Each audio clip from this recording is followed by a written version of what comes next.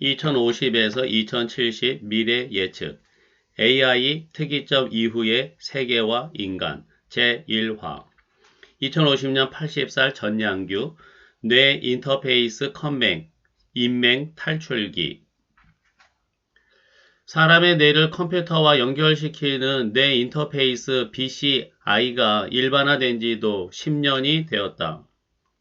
최근에는 머리에 BCI 칩을 이식하는 사람들도 점점 많아지고 있다.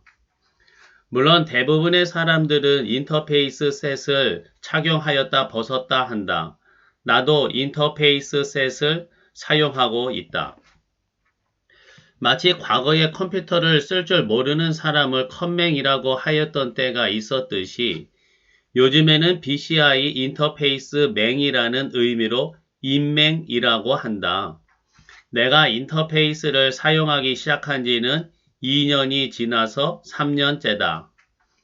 과거에 컴퓨터나 스마트폰 사용하던 시대의 입장에서 생각한다면 뇌에 컴퓨터를 직접 연결해 사용하는데 사용법을 모르는 인맹이라니 무슨 소리냐 싶겠지만 실제로 사용해보면 너무나 당황스럽고 어떻게 해야 할지를 몰라서 포기하는 사람들도 많다.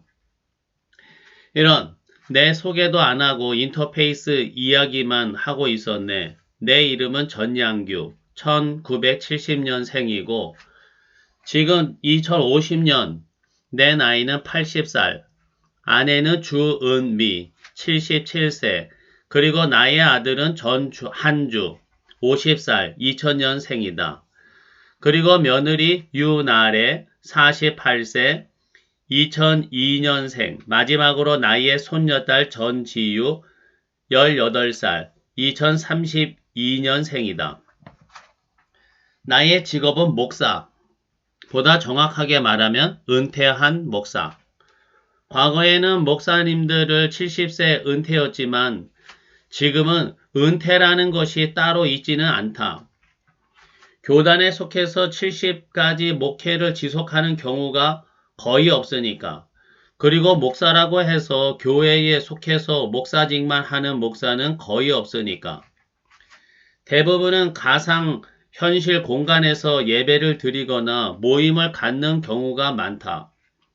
편하기도 하면서 목사가 설 자리는 점점 줄어들었지. 자연스럽게 목사는 이름뿐이고 실제로는 일반 성도들과 다를 게 별로 없다. 그래도 목사는 목사다. 뇌 컴퓨터 인터페이스 이야기하다가 딴소리를 한참 했네. 나이가 들어가면서는 자꾸 이 말했다 저 말했다 딴소리를 많이 하게 되더라고. 암튼 2045년 인공지능 특이점을 지나면서 인터페이스 기술이 획기적으로 발전했지. 3년 전엔가는 전신마비 환자가 자신의 뇌를 인공지능 안드로이드 로봇에게 이식했어. 그 이후로 이런 뇌이식 안드로이드 사람이 전 세계에 약 100명 정도라는 말도 있더라고. 사람들은 2045년 특이점이 오고 세상이 한순간에 바뀐 줄 알지. 47년부터 인구 70%가 머리에 인터페이스 셋을 얹었으니까. 근데 말이야, 기계가 완성됐다고 나의 뇌까지 바로 업그레이드 되는 건 아니더라고. 2048년 내가 이 괴물 같은 장치를 처음 머리에 얹었을 때 깨달았어. 인간의 부드러운 뇌 조직이 인공지능의 그 날카로운 데이터 흐름을 받아들이려면 영혼을 탈탈 털어내는 5단계 적응 지옥을 버텨내야 한다는 걸. 그 지옥 같은 첫날의 기억이 아직도 생생하지. 1단계는 동기화. 쉽게 말해 뇌파 매핑이야. 기계랑 나의 뇌가 서로 통성명하는 단계지. AI가 시각 피질에 빨간 사과를 띄우고 명령하더라고. 생각하세요. 느끼세요. 나의 고유한 신경 신호를 지들이 알아먹으려고 나의 뇌 주름 구석구석을 스캔하는 거야. 그때 그 이물감은 진짜 머릿속에서 수천 마리 개미가 기어다니는 불쾌한 진동이었어. 뇌 속의 온갖 잡음과 심장 박동 소리까지 AI가 다 걸러낼 때까지 꼬박 이틀 동안 두통 때문에 타이레놀을 달고 살았지. 2단계는 내 몸뚱이가 아니라 생각으로 기계를 움직이는 훈련이었어. 화면에 떠오르는 디지털 큐브를 위로 올리는 건데 손가락 하나 움직이면 안 돼. 오직 뇌의 운동 피질로만 상상하는 거지. 큐브를 들어 올린다. 처음엔 기계가 내 생각을 못 읽어서 답답해 미칠 것 같더라고. 그러다가 어느 순간 큐브가 툭 하고 위로 움직이는 피드백이 와. 나의 뇌랑 인터페이스 셋이 드디어 주파수를 맞춘 거야. 일주일 동안 그 가상 큐브랑 씨름하면서 온몸에 진이 다 빠졌지. 3단계에 접어들면서 비로소 소통이라는 걸 시작했어. 마음속으로 중얼거리는 속말을 인터넷이 텍스트로 번역해 주는 단계야. 키보드 없이 생각만으로 메시지를 전송하는 거지. 이때 AI가 주는 정보는 나의 뇌에 직접 꽂히는 게 아니라 눈앞에 가상 스크린에 글자나 소리로 필터링 돼서 들어왔어. 말하자면 뇌로 디지털 모니터를 읽는 느낌이랄까? 한 번에 너무 많은 데이터가 들어오면 뇌가 터지니까.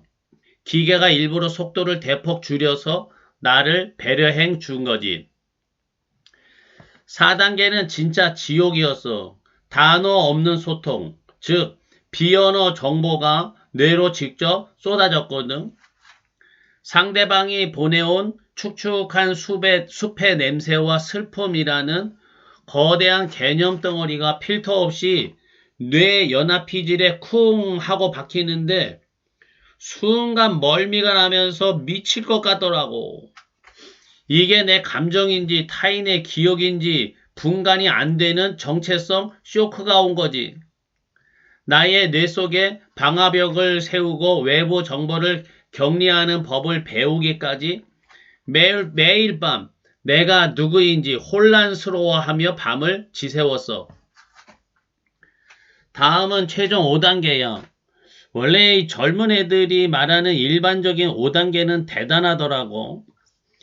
AI 데이터베이스를 나의 기억처럼 완벽하게 동화시켜서 난생 처음 보는 지식도 원래 알았던 것처럼 자연스럽게 뇌에서 꺼내 쓰는 인지 확장 단계거든. 하지만 80살 먹은 나의 늙은 뇌에 그런 건 판타지야. 완벽한 동화 대신 머릿속에서 느려 터진 검색창 하나 얹고 살자고 타협했지. 결국 80세 늙은 뇌에 완벽한 적응 따윈 없었어.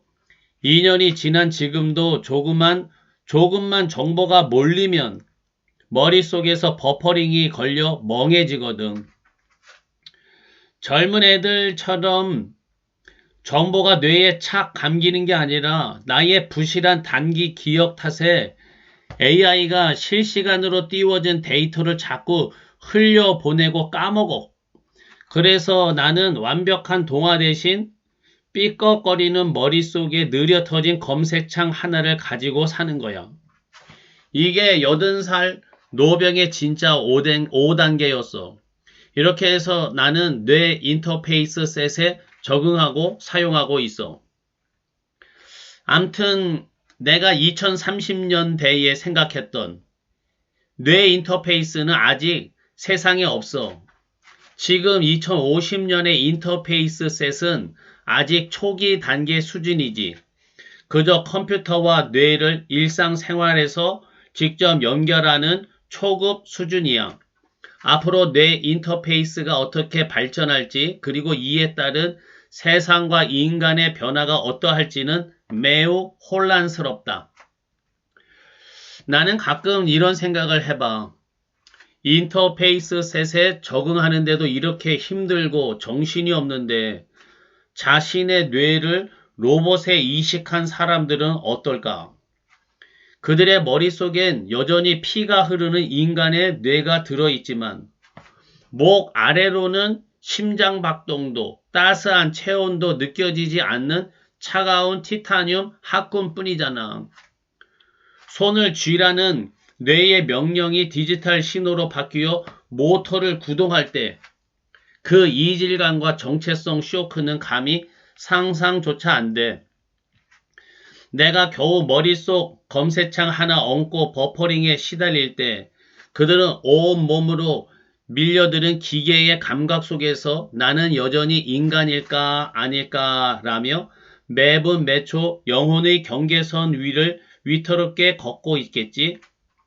은퇴한 목사인 내 눈에는 그들이야말로 기계라는 거대한 바다에 갇힌 가장 외로운 인간처럼 보여. 올해 나는 80살. 팔순 잔치를 해야 하는데 하지 않았어.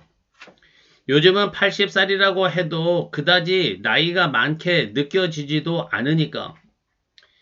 20년 전 60살 되던 때나 20년이 지나서 지금 80살이 된 지금이나 이제 막 노년기에 들어선 듯한 기분이랄까? 나만 그런 게 아니라 많은 사람들에게 세월만 흘러가지 신체 나이는 멈춰서 있는 것 같아. 그래서 다들 팔순 잔치 같은 건 아무도 하질 않는 거지. 좀 섭섭하지만 그저 또 하나의 생일을 맞이하고 흘려보냈지. 2050년 나의 80 생일을.